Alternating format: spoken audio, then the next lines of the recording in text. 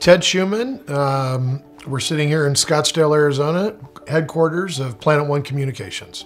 In January of '86, I got out of the service and I went to work for 3M Corporation, selling copiers door to door. And within about 7 months, I'd become the #1 rep in the country out of about 300. I think the corporate world tolerated me for as long as they could stomach me. I might have extended my stay there, I think, in retrospect. So I got a call from a recruiter one day.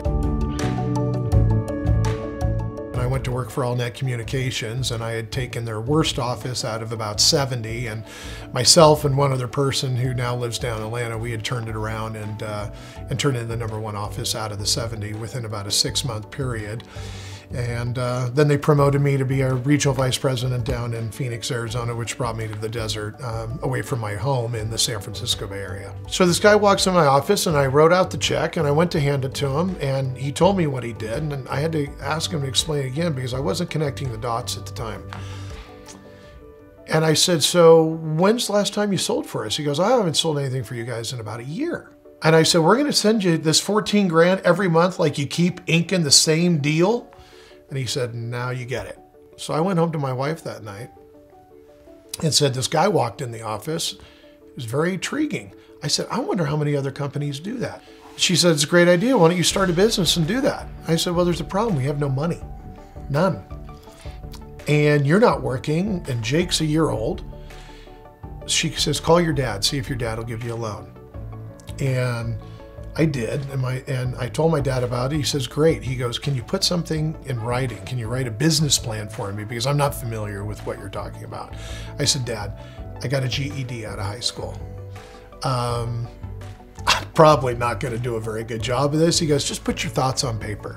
I said, all right. So oddly enough, I still have that paper sitting in my desk. So I wrote the business plan, gave it to my dad, and he opened up a $50,000 credit line at Wells Fargo at 12%. All I didn't want to do back then was disappoint my dad. I wanted to pay the $50,000 back with the 12% interest and keep the fridge full and do, kind of live the dream of being self-employed.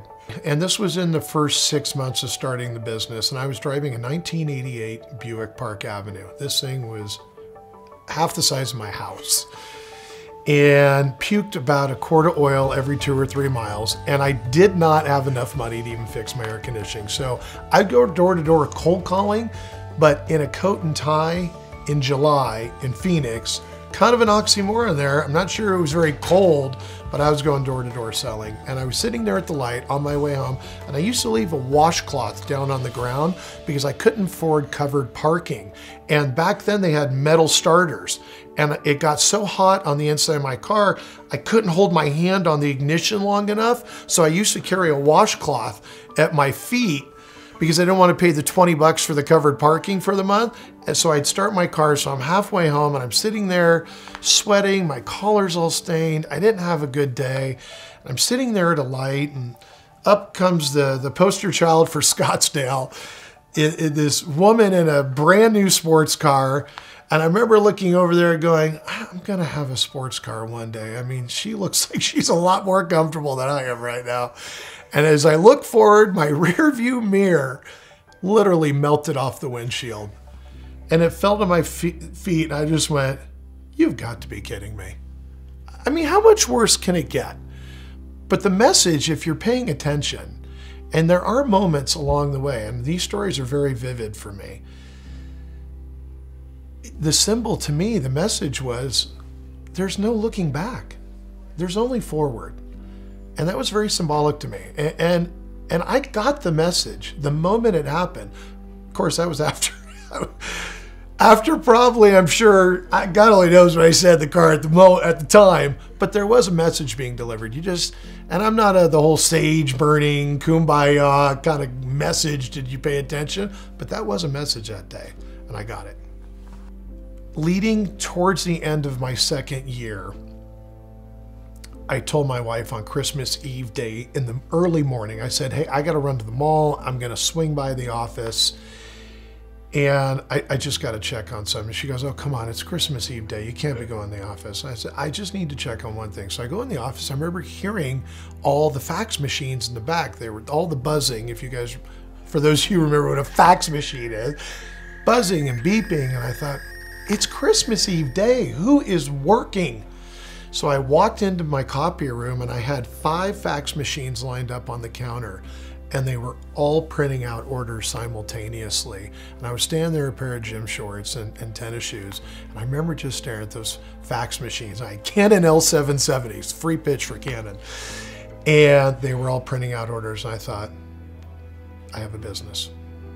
I'm on my way. And by year 3, we were over the top, profitable as far as the IRS was concerned in Ogden, Utah.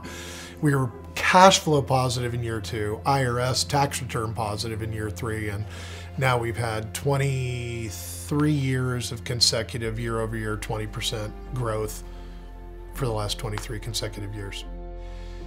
But what's symbolic is the very person that gave me the opportunity and provided me that $50,000 credit line. I carry his money clip today, and I use it today as a vivid reminder, as he's the one that gave me the chance to fill that money clip. And I'm really connected to my roots that way. We're a very blue-collar, hardworking family, and I'm very appreciative of everything that he afforded me the opportunity to really take it to the next level. And now you look at the business 26 years later, we've made the Inc. magazine 8 consecutive years for fastest growing companies in America.